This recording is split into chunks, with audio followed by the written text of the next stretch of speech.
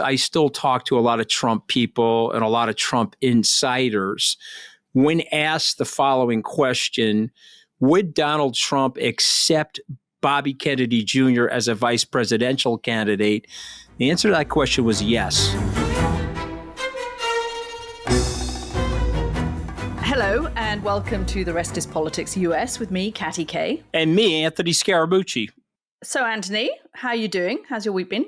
I'm doing well, Katty. I admire your headset better than mine. This is very bad for my hair, this headset. I decided, I tried that the first week, and then the whole Princess Leia thing, it never worked for Carrie Fisher.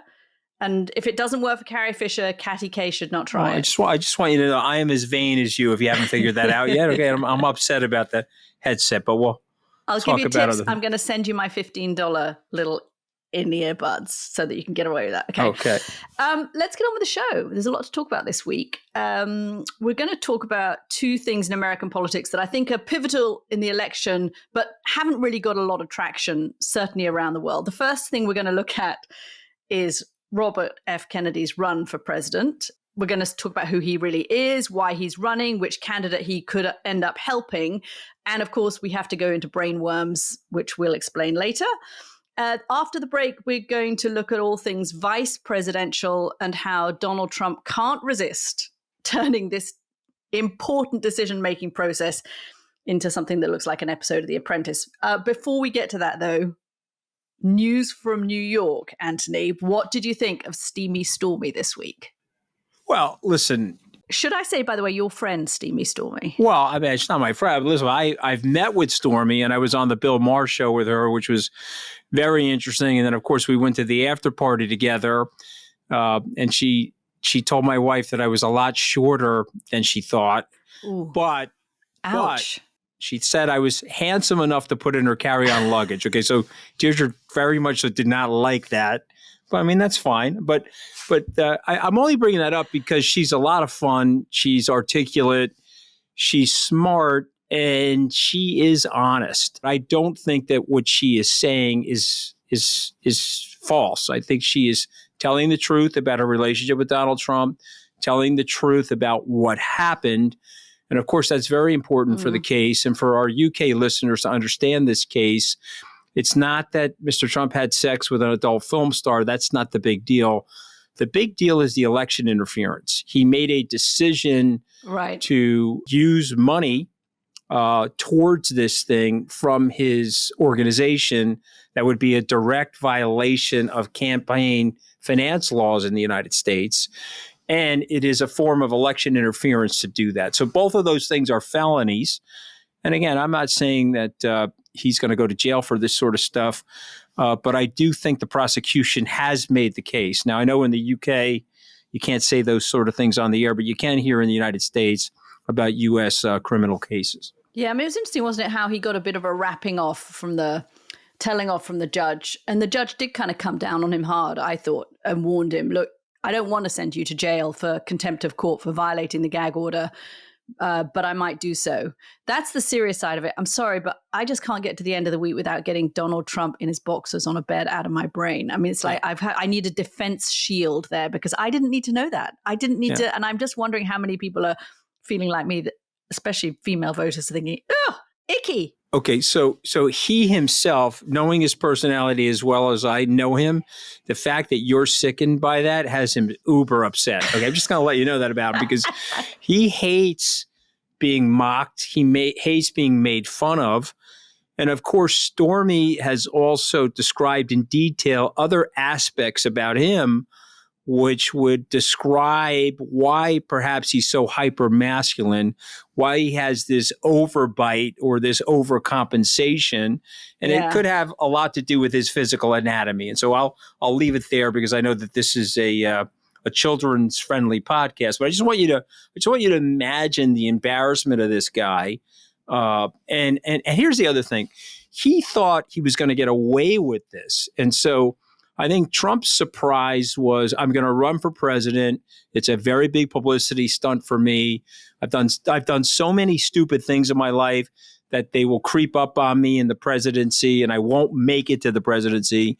And then lo and behold, he's able to get away with everything. There's a whole list of things that he has done that has broken every canon of American politics, presidential politics, and presidential candidates, right? Isn't there something kind of wonderful about the fact that he's done all of that, and the one thing he couldn't get away with was Stormy Daniels and a one-night stand in a conference hotel room, and that's what's coming back to bite him. And I thought it was kind of cool the way the prosecution built her up. To your point about her being smart, they said, look, this woman got a full scholarship to a Texas university and was going to be a vet. Right. She was on her way. She was studying until she got into the film star business, which kind of, I think she's the big feminist icon. I brought a prop for this show, okay? Because I know we do YouTube as well, and so I want to just show you this. Can you see this? Yeah. Okay. So I've got just about. Okay. So I'm gonna show you with that. Okay, that is a mock-up of the New York magazine, the New Yorker. Mm-hmm. That is a picture of me. Two handsome men. Yeah, well, I don't know. The characters are not that handsome, but that's Don Corleone as Trump, me as Tom Hagen. That was going to be the cover of the New York magazine the week I got fired. Okay, so forget about the Italian racism of the cover. It doesn't really bother me.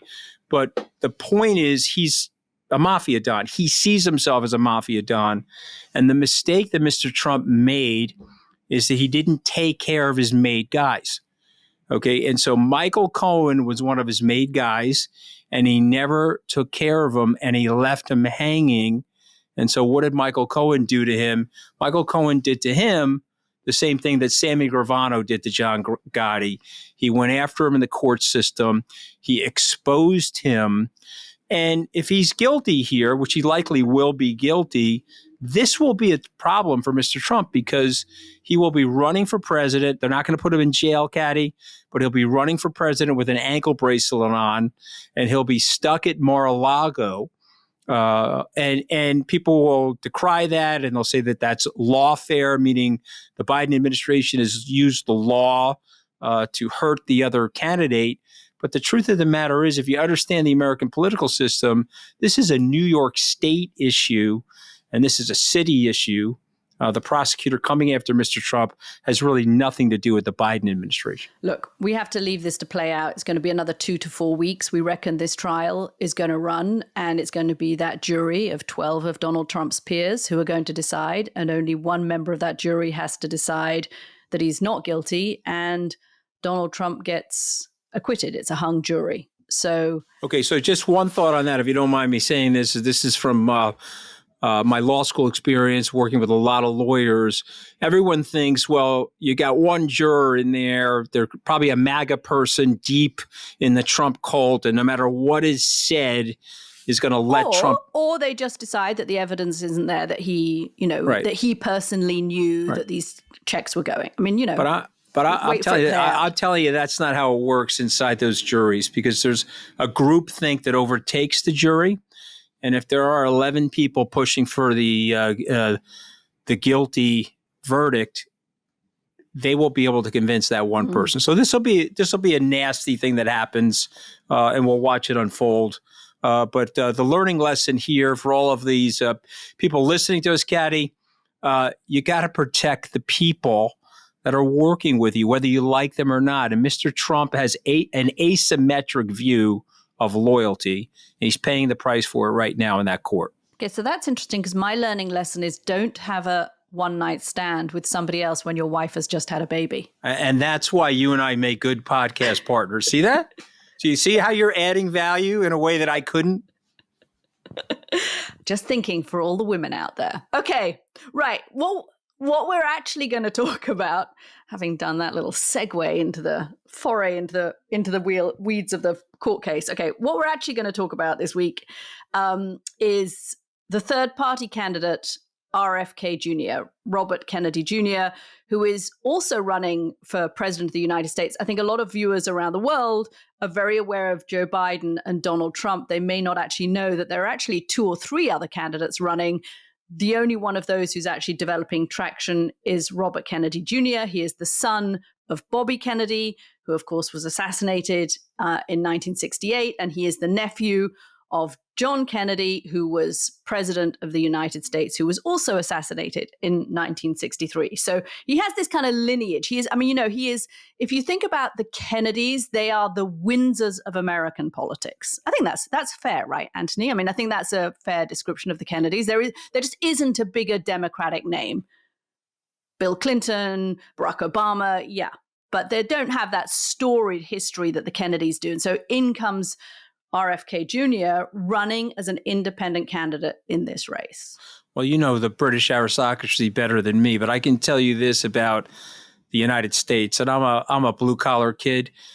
People love aristocracy. You can pretend otherwise. The United States tries to be this flat meritocratic system, but there's a love affair in the United States for families like the Kennedys. Now, maybe the Kennedy shine has sort of been rubbed off a little bit over the last 20 years, but I'll take you back to the 60s and 70s, an era that I frankly grew up in, where people like my parents, and again, I got raised Roman Catholic, and so Jack Kennedy was the first Catholic president of the United States. They must have loved him. There were pictures of him everywhere in our house, and obviously, I wasn't alive at the time, but my mother told me that the parish priest literally told people, go out and vote for John Kennedy for president, because this is the opportunity for the Catholics to have their first president. Of course, Joe Biden is the second Roman Catholic president. But the thing about the Kennedy family, though, is they have been mired in tragedy.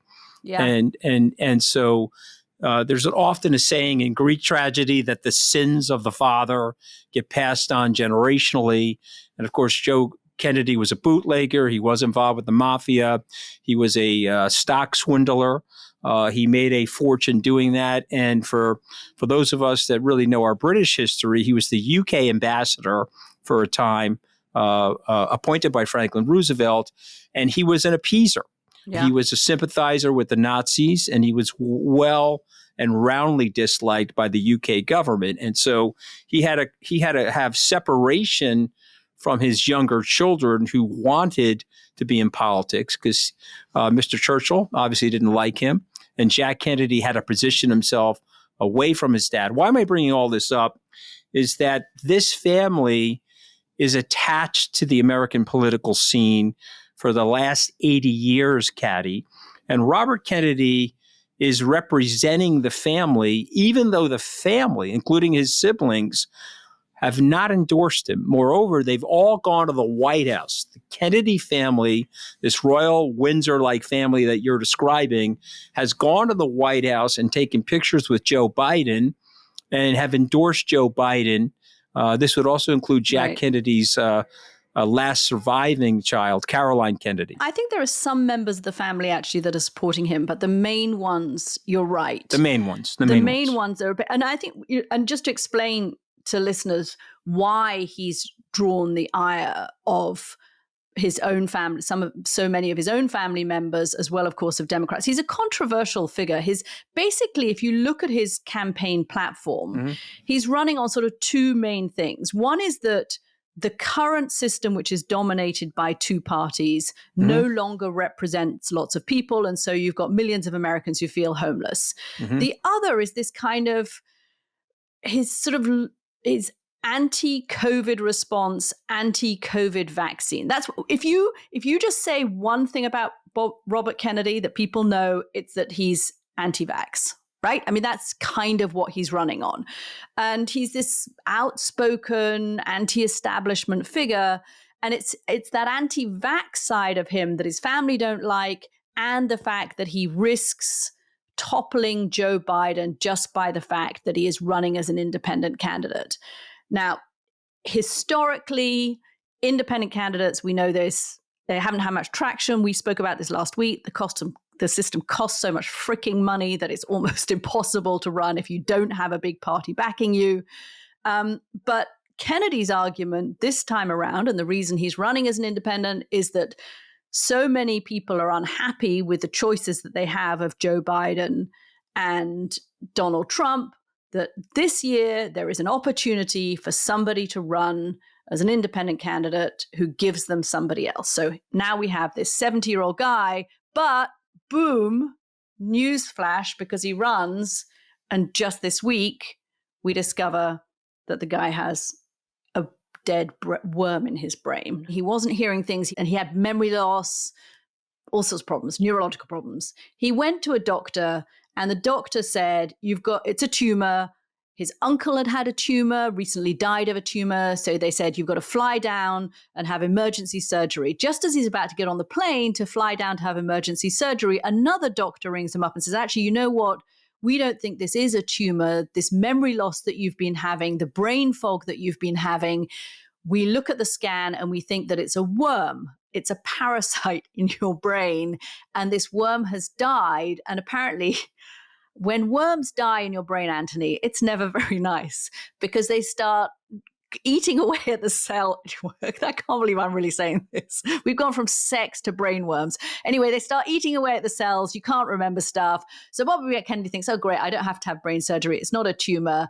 And this, for some reason, all of this gets into his divorce deposition from a decade ago. And it pops up, this story yesterday in the New York Times, and now this brain worm and what impact it may have on Bobby Kennedy, because the only thing we know is that Bobby Kennedy says he's fine. He says that those memory losses and that brain fog, that was 10 years ago. We don't know that's true. We haven't seen the medical records. So we don't know whether actually this brain worm is going to have much more of an impact on his campaign. Could it be that voters look at Bobby Kennedy now and they don't see this strapping, model of masculinity. They see a guy who's got a dead parasite in his brain.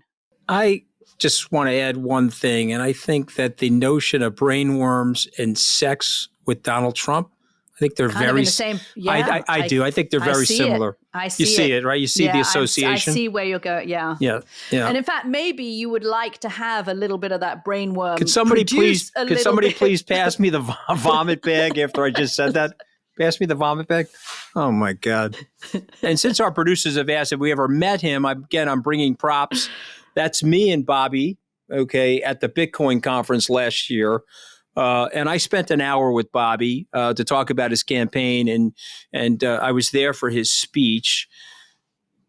And he's a charismatic guy, and he's a thoughtful guy. And there's a lot of things that he says have a lot of truth to them. But you and I both know American politics well enough that there's no chance in hell he's going to get elected to the American presidency. So why is he doing this, and who is he going to damage the most? And since I can't leave that worm out there hanging, I just want to point this out, that his father was the most vicious of vicious campaign managers. Bobby Kennedy Jr. was Jack Kennedy's campaign manager, and he was dropping bombs on people left and right.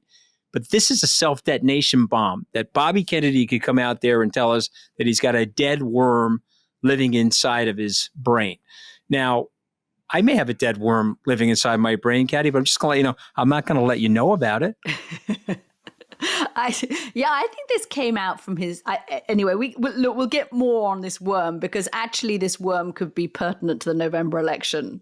Who does he hurt more? Before we go to another topic or something, who does he hurt more, Katty? Go ahead. I think that's a really good question. The Biden campaign has been the campaign that has been most worried about Bobby Kennedy, right? They have spent a lot of money on lawyers trying to prevent Bobby Kennedy to get onto the ballot. So, quick explanation, in order to run as a candidate, Bobby Kennedy's name literally has to be printed on those ballot papers in as many states as possible to give him a chance of winning those states. At the moment, he's only on the ballot in 3 states. He says he could be on 10 states overnight. He just hasn't decided to do whatever it takes to get there.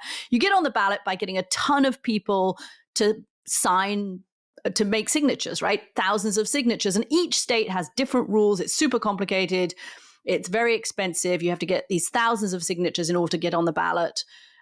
Or you could do what he did in Michigan, which was you find an existing party, which is on the ballot already, an independent party. In Michigan, it's the Natural Law Party, which I think has a membership of about 4. And they have suddenly decided to make Bobby Kennedy their candidate. So he's on the ballot in Michigan, which is why this is all started to be important. He got onto the ballot in Michigan in April which is when the Biden campaign suddenly woke up and thought, oh, Christ, this guy could actually be a problem for us because Michigan is a swing state. We've spoken about that.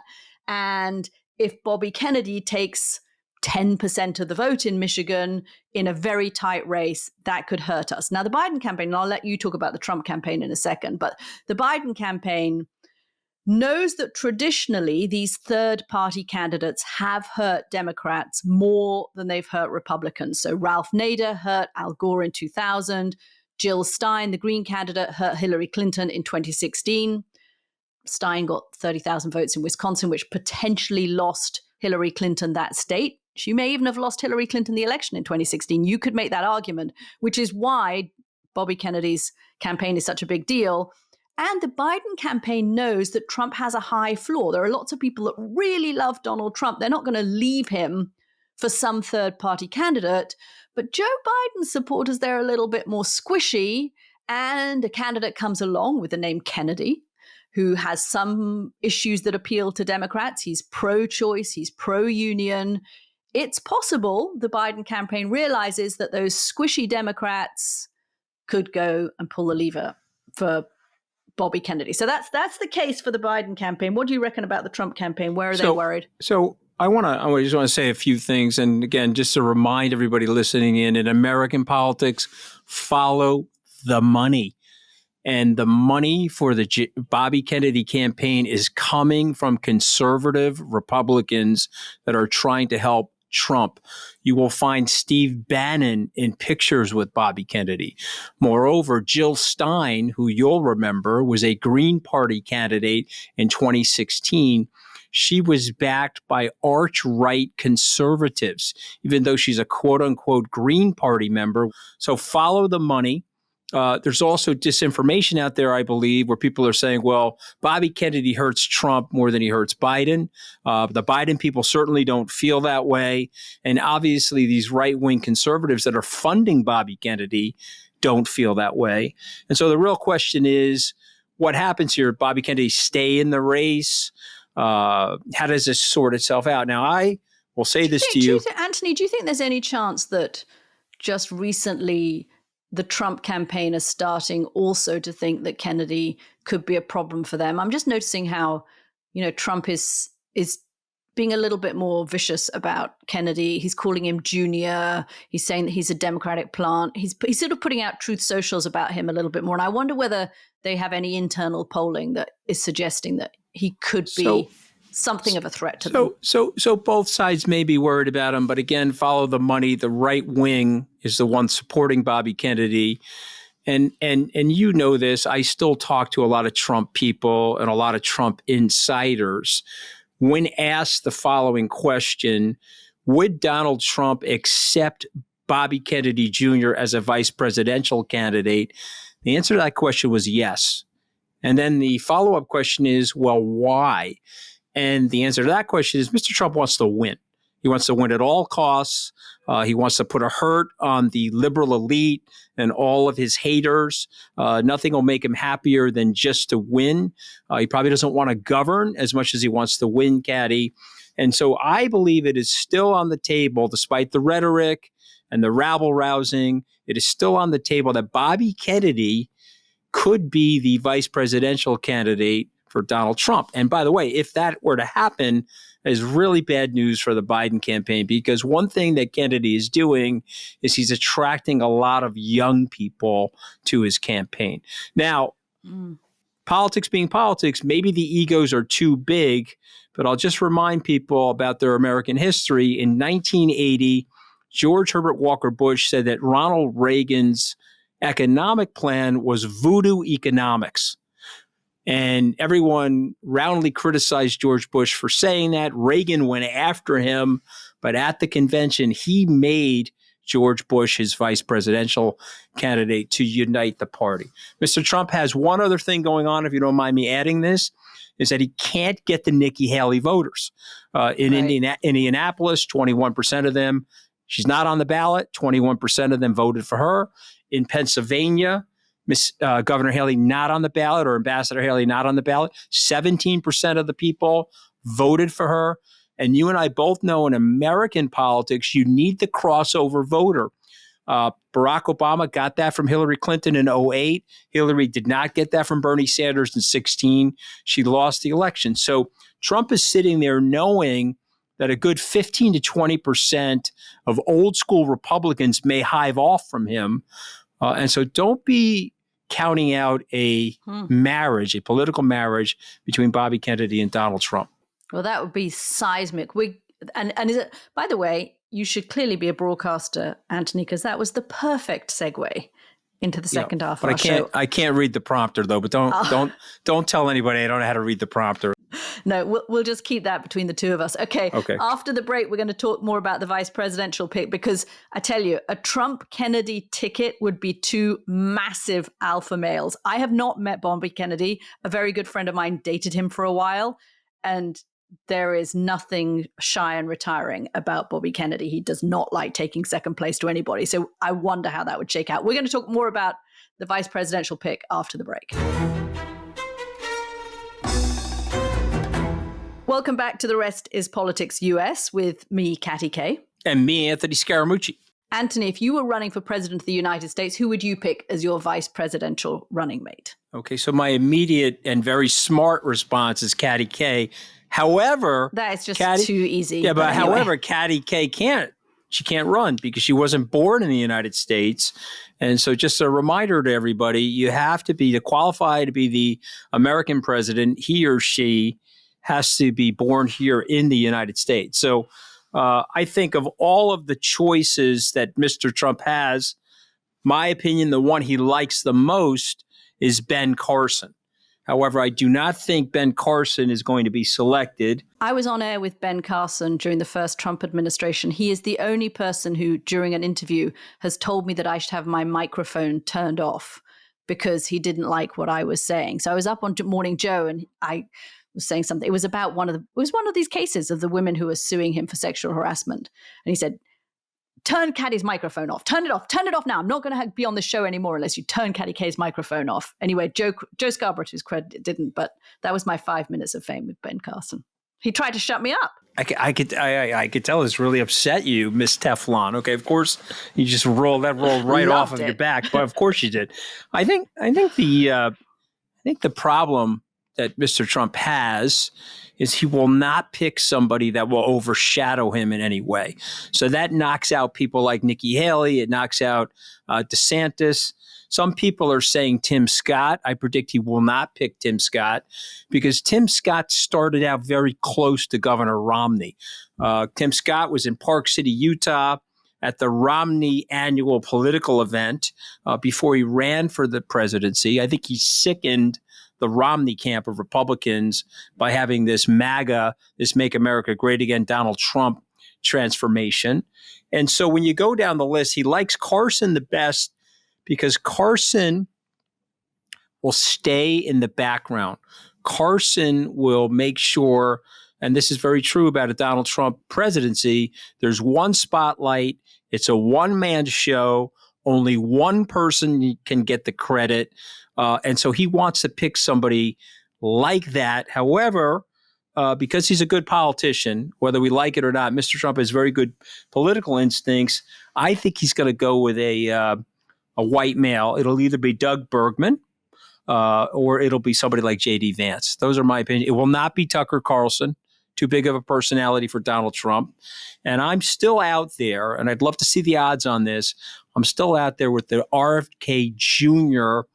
possibility. It makes a lot of news, and it guarantees him, in his mind, a victory.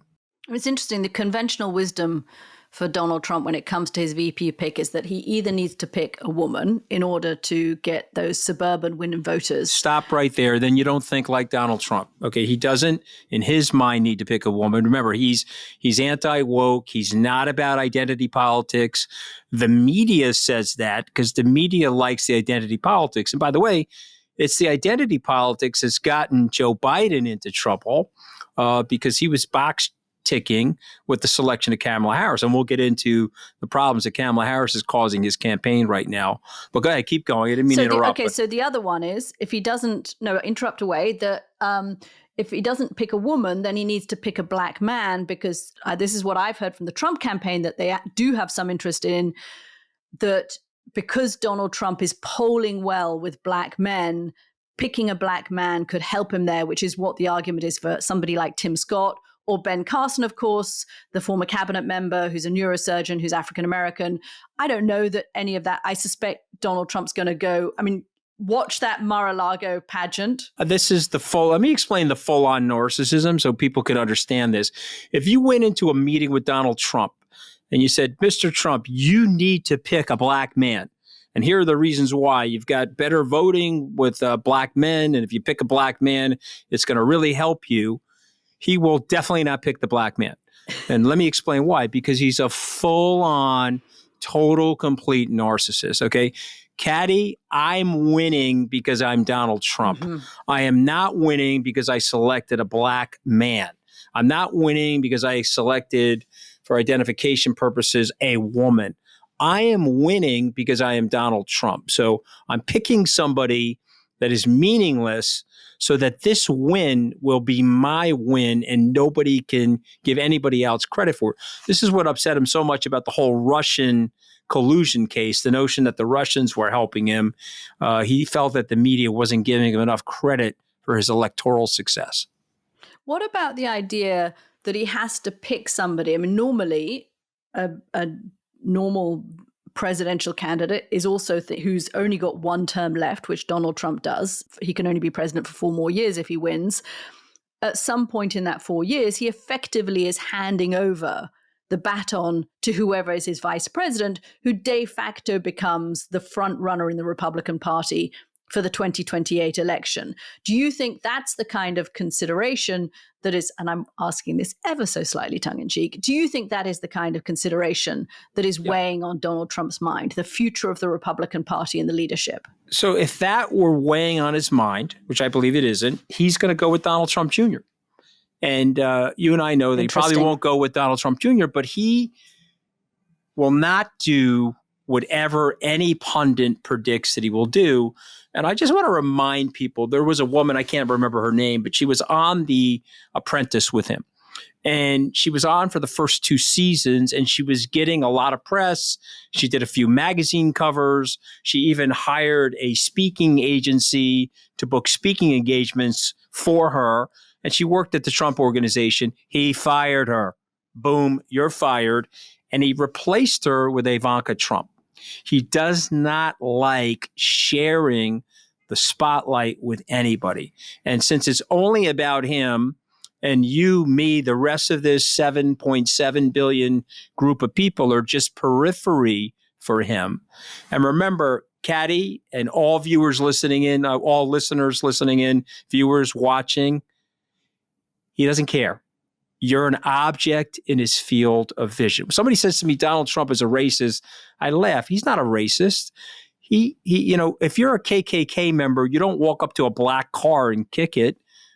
You're an object in Mr. Trump's field of vision. And so whoever is his vice president, especially someone that doesn't have his DNA, they're just another appendage, an object in his field of vision. So when you go down the list, my prediction is it's going to be a white male, okay, because that will disavow the identity politics, and it'll speak to him winning without selecting somebody that could potentially help him. And I like the J.D. Vances of the world in that situation because I think he thinks he could control J.D. Vance. He's young enough in his mind to control him. It won't be Mike Pence, though. Did you know that? I just thought I would give you the news flash. It won't be Mike Pence. And I was wondering, I suspect it won't be Anthony Scaramucci either, but we're trying to check the odds on that. No, but if it is Anthony Scaramucci, check me for brain worms, Katty. Okay, get me right in for the brain scan. Okay, we'll schedule the scan for you. All right, thank you. And possibly for Donald Trump too, because he's no fan of yours either. So that would suggest something gone seriously awry. I did think the pageantry down in Mar-A-Lago was just fascinating. We didn't see it. We didn't have cameras there. But last weekend, Donald Trump got a bunch of these names of people who are vice presidential possibilities down to Mar-A-Lago. And he basically got them on a stage from the reporting and got them to kind of perform like, dogs at the Westminster Dog Show. They were there to try and, show why they would be and jump through hoops for him. And Donald Trump gave, nice things and said nice things about each of them, but he also couldn't resist doing little digs. So J.D. Vance, the Republican senator from Ohio, who may be one of the front runners. So Trump said about J.D. Vance, he wasn't a supporter of mine at the very beginning. Yeah, he always mentions stuff. It always bothers him. Yeah. He was saying things like, the guy's a total disaster. Anyways, I got to know him a little bit.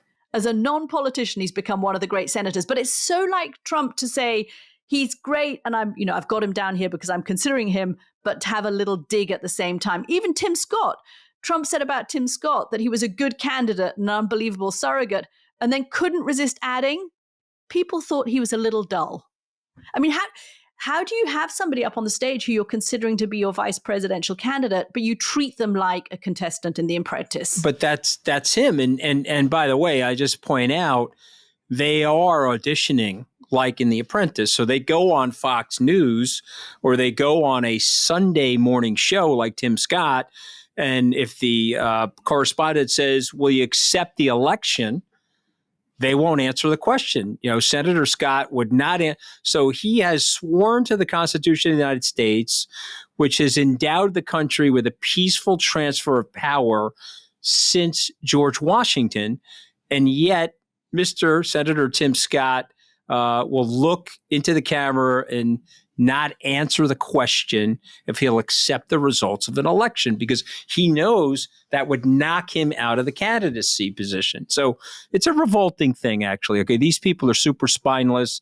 Probably don't have time in this podcast to talk about Mike Johnson, but he's ticking up in my mind. We'll do him another day. Yeah, we'll do him another day. But I think we got to get to Kamala. So I just want to put 2 cents in on Senator Harris, another person that I've met. I think this is another important, crazy story. But I was on an AIPAC trip with her and her husband, Doug, in November of 2017 to Israel.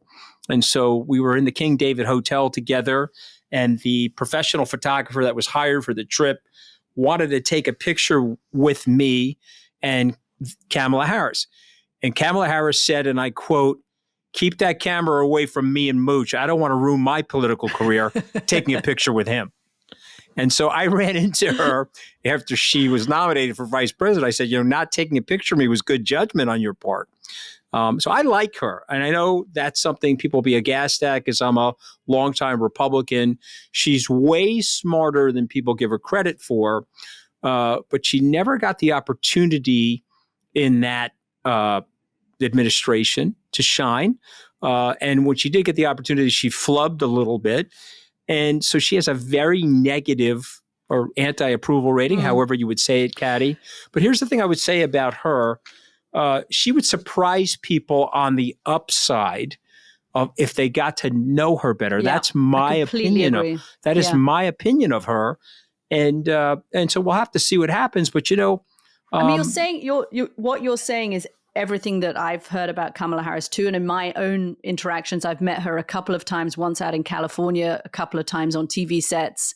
And I've always found her in person in small groups to be warm and smart and impressive. And it's not something that comes across when she's in big groups. She doesn't read auto cue or teleprompter very well. And so when she's giving those big set piece speeches, it doesn't sound great. I have a friend actually who is a florist who does the flowers at the vice presidential mansion. And she says that Kamala Harris comes in and she notices this kind of thing. She says Kamala Harris comes in whenever she's there doing the flowers and she thanks every single person, including the driver who turns up with the flowers. She has a kind of kind, warm heart in that way, but it doesn't come across in public. And there is, the Harris campaign, they've always kind of grumbled. In my conversations with them, that the White House didn't set her up for success at the beginning. But here's what I wanted to talk about this time is I don't really here are you and I talking about Kamala Harris, saying these things about her. She's smart. She comes across as warm. She's not great on the stump.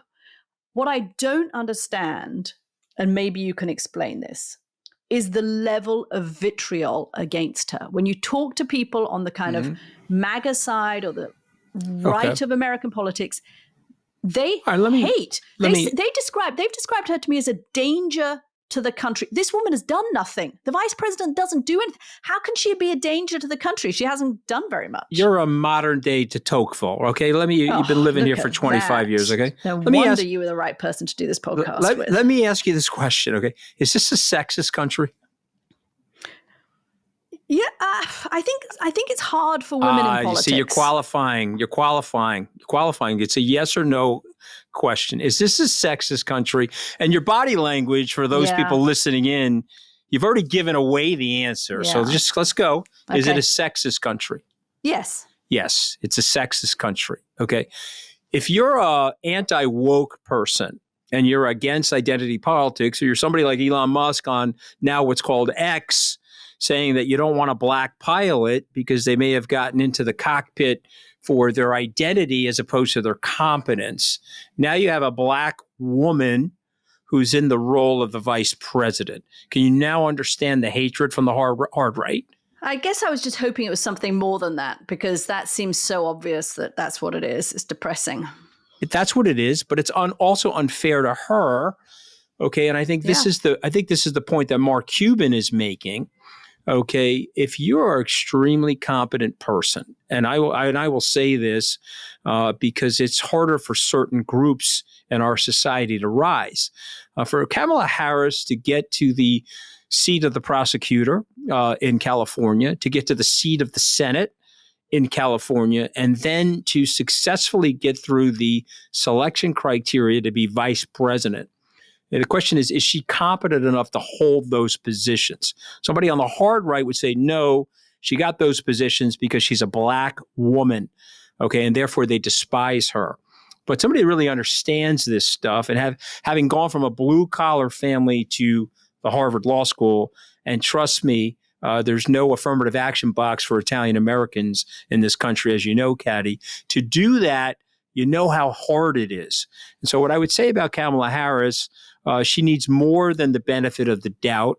And it would be well served for the Biden campaign to get her out there more and to hear those stories like the one you said about the florist. Yeah, which is a nice story, right? And they are getting her out. They're sending her out around abortion clinics. And I think she's doing a pretty good job there, it seems, and around colleges where actually young people seem to like her more. So anyway, I think she's being given a bit of an unfair rap. And just to the degree that the way when I hear people describe her as a danger to the country, and I just look and think, well, what's this woman actually done? I mean, if anything, vice presidents don't do anything.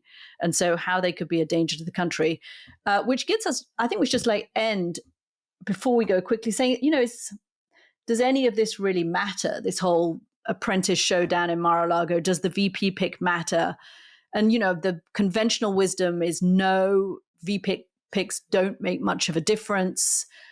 But maybe this time around with two elderly candidates, then it's possible they could. And I would say that, there have been vice presidential candidates in recent history. Sarah Palin didn't do any favors for John McCain. So I think they still have to be taken pretty seriously. Well, Trump would take the opposite view of that. It doesn't matter. It's all about me. I just got to pick somebody to get him out of the way. And again, I say he because I know Trump's personality. It'll likely be a he. And then the last point I want to make on this topic is that the wild card is Bobby Kennedy. Mr. Trump wants to win. And so don't leave him out of the equation. Now, we've got a bunch of pranksters and jokers in our control room, Katty, and they're suggesting that my pick is Steve Bannon. Okay, so let me just state for the record, if Steve Bannon were the vice presidential pick, I'll be living in an igloo in Antarctica with the penguins, Katty, because I get along with penguins. And that's one of the continents where I think I will be well received. Okay, so I look forward to being the ambassador. You're such a quiet and retiring kind of guy, Anthony. I look forward to being the ambassador of Antarctica. A bit like Rory, you could be off on a 10-day silent retreat, and I could see that happening. There is just time, however, because it goes down so well with you for a little pop quiz. Uh-oh. I know you're going to be excited about this. Oh, my God.